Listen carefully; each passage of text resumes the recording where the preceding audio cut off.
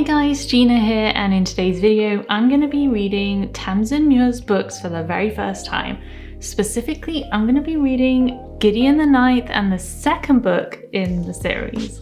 I have been absolutely hounded by my friend to read this book series, and I'm finally going to get to it. Plus, I have been avoiding spoilers like the plague on her advice, so I'm going to experience this completely fresh.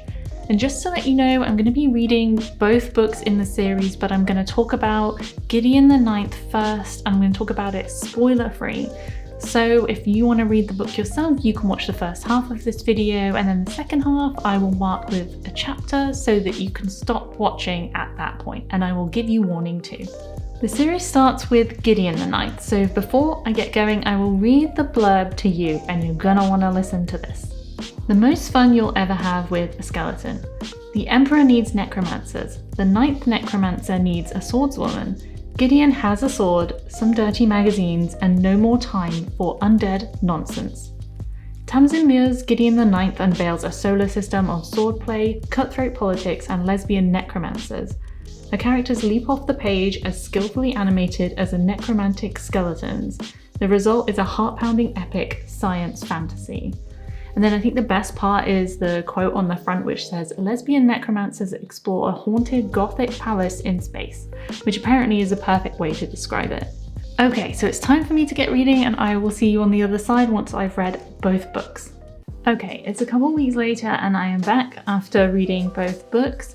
I'm going to talk about Gideon the Ninth spoiler-free, but the second book I literally cannot talk about spoiler-free.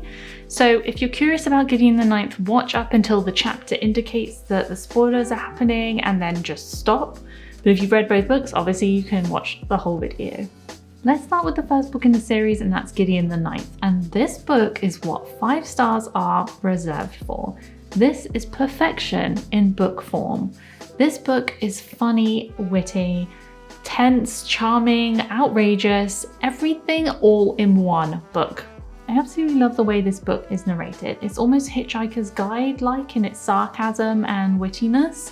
It's a perfect blend of opinionated and, as I said, sarcastic, and it makes this book flow so much. I absolutely adore Gideon's character in this book. She comes across as kind of confrontational and like she doesn't care, but then she has some really emotional moments which shows that she has so much depth and so much feeling in that huge body of hers, and it's just so much fun to read. I also love how when she first meets people, she completely judges them and how they look and what they act like. And then as you go throughout the book and her opinion changes of these characters, so do the descriptions of these characters. And that indicates how much her opinion changes of them. It's perfect writing. This is a perfect case of character-focused world building. Instead of telling us all about this weird necromantic universe that the author has created right at the start of the book, which would drag the book down and make it really slow and painful to read, instead we're kind of shown what the necromantic universe is. It's still complicated, but it's done in a way that's character-focused. And the way it works is because Gideon herself knows absolutely nothing of what is going on, just like us. So everything that she's thinking and feeling is kind of mirrored by us, by what she's saying throughout the book. And so it makes you feel like although everything's really complicated and you have no idea what's going on, she also doesn't know what's going on. So you're just taken through the story with her and with her sarcastic humor, which I think is an amazing way to do it.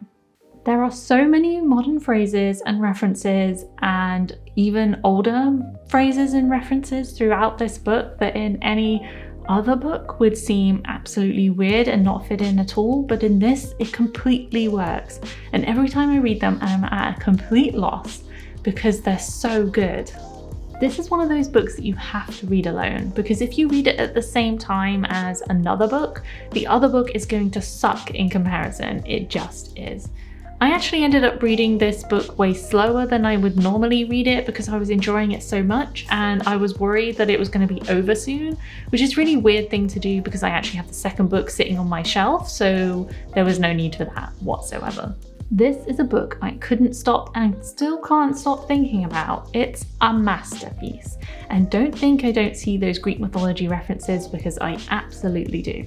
Now, with that masterpiece of a book done, but still in my heart, let's move on to the second book in the series. And this is the point of where, if you don't want spoilers, close the video right now. Gideon the Ninth is the second book in this series, and to this book I say what? Now we're done with the first book, which was devastating, by the way. We move on to the second book, and this focuses on the secondary character from the first book, Harrow. This was so hard to pick up and get reading, simply because I was so upset about the first book, and so this one was really hard for me to get started with. Let me just say, I blubbered like a baby. So the change in perspective to second person wasn't just a shock, it was actually quite hard to get used to. And this is probably one of the reasons why I gave this book 4.5 stars rather than 5. And even then, I'm not sure if I should actually be downgrading it because of that reason, but I'll get to that later. This is where the space aspect comes in. In the first book, the space, or I'll say sci-fi elements, were kind of inconsequential. They didn't really matter that much to the plot anyway. Whereas in this book, the sci-fi elements of the book are in full focus, which means there's a lot more complicated terminology and generally confusing stuff. But I think that's the point of these books. I'm not sure you're meant to 100% know what's going on, or if you do, it's because you've gone back and read the book again.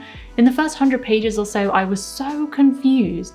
I could just hear Gideon in the back of my mind saying, what the hell is going on?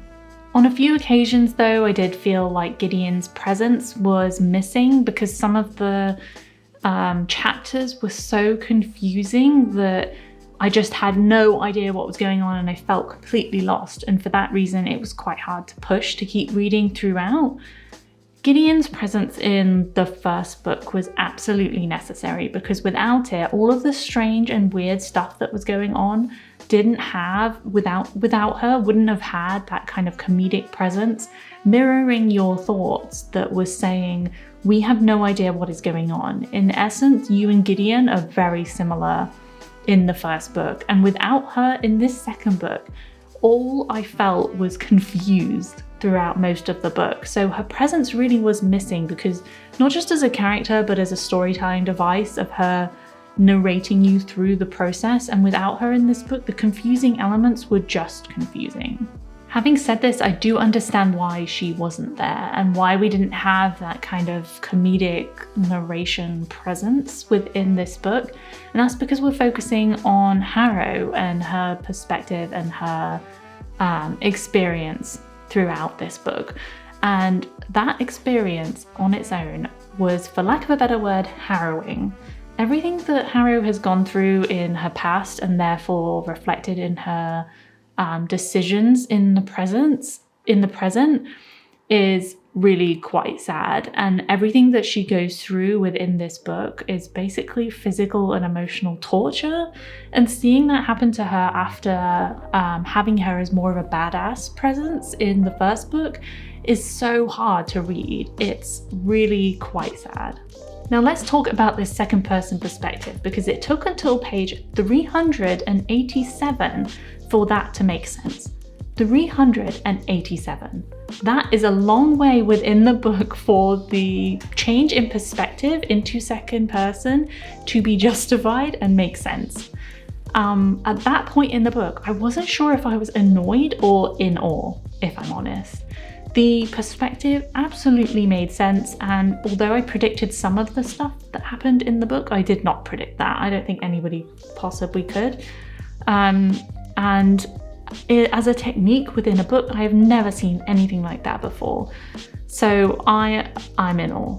But I think this is where Gideon's lack of presence throughout the book and her kind of comedic narration style actually really works at this point, because if she was throughout the book and then this happened, it just wouldn't have had the same impact. But the fact that she was absent and the majority of the book was so hard to read and kind of emotionally draining, when she arrived again, it felt like home.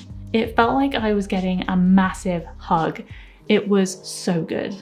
I was taking so many photographs of various pages in the book of things that happened and then sending them to my friend who recommended that I read this series. And in the last 50 pages or so, I took so many photographs of these amazing one-liners from Gideon. And I just ended up preventing myself from sending them to her because it would have just been spam. In the end, she wanted me to, so that's great. But the end of this book was so good and it made me really excited for the next book that's coming, because I'm hoping Gideon's presence is going to be at the forefront because it was sorely missed. And then you get to the end of the book and things start to make sense, and then they stop making sense again. This book has been so hard for me to rate because the writing is exceptional and the plot devices used were really experimental. And the plot itself was really complicated, but was the confusion just too much for me to bear? I'm not sure if I was okay with being taken along for a ride, essentially, and then having it all flipped on me at the end. I don't know. I think though I've decided that I am okay with it, and I'm really excited for the next book. Okay, so let's get to the ratings. For Gideon, 5 stars. For Harrow, 4.5 stars. Close. I am so happy I read both of these books and I now have a favourite book in Gideon the Ninth.